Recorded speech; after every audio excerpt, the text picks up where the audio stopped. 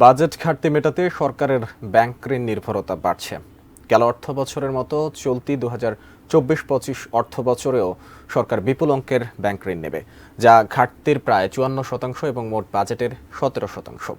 বিশ্লেষকরা বলছেন, সরকারের বেশি ব্যাংক ঋণ নিলে আর বেসরকারি খাতের বিনিয়োগ কমে যাওয়ার পাশাপাশি মূল্যস্ফীতি বেড়ে যাবে, যা সার্বিক অর্থনীতির ওপর চাপ বাড়াবে। আরাফাত ইসলাম শুভর রিপোর্ট। বরাবরের মতো রাজস্ব প্রাপ্তির উচ্চ লক্ষ্যমাত্রা ও ব্যয় সংকোচন নীতি থাকার পরও চলতি অর্থবছরের বাজেট ঘাটতি 2,56,000 কোটি টাকা।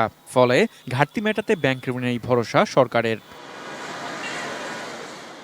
চলতি অর্থবছর ব্যাংক থেকে 1,37,500 কোটি টাকা ঋণ নেওয়ার লক্ষ্যমাত্রা নির্ধারণ করা হয়েছে। সে হিসেবে আগের অর্থবছরের তুলনায় নতুন অর্থবছরে ব্যাংক থেকে ঋণের লক্ষ্যমাত্রা বেড়েছে 3.85%।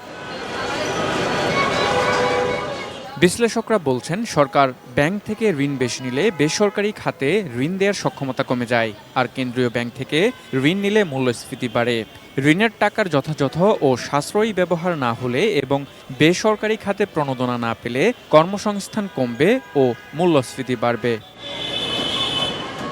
অর্থনীতির এই বিশ্লেষকের মতে, ঘাটতি মেটাতে সরকারের ব্যাংক ঋণ নির্ভরতা বেসরকারি খাতে বিনিয়োগের জন্য হুমকি স্বরূপ।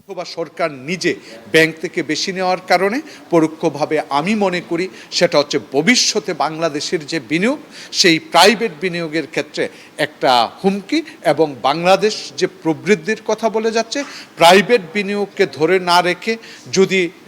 না রাখা যায়, তাহলে বাংলাদেশের যে গ্রোথ যেটা প্রজেক্টেড করা হয় অর্থাৎ ধরা হয়, সেটা অর্জন করা একটা বড় চ্যালেঞ্জ হবে বলে আমি মনে করি। তবে খেলাপি ঋণ বিবেচনায় বেসরকারি খাতে ঋণ দেওয়ার চেয়ে সরকারকে ঋণ দেয়া ব্যাংকগুলোর জন্য নিরাপদ বলে মনে করেন ব্যাংকার ফারুক মঈনুদ্দিন। সরকার যদি ব্যাংক থেকে ঋণ নেয়, সেটি ব্যাংকগুলোর জন্য কিন্তু সেফ। সরকার ঋণ নিচ্ছে, সরকারের তো খেলাপি হবে না, সরকার ফেরত দেবে। সেটা আপনি যেটা বলছেন তার একাংশ হচ্ছে যে ব্যাংকগুলো এখানে বরং সেফলি এখানে ঋণ দিতে পারে সরকারকে।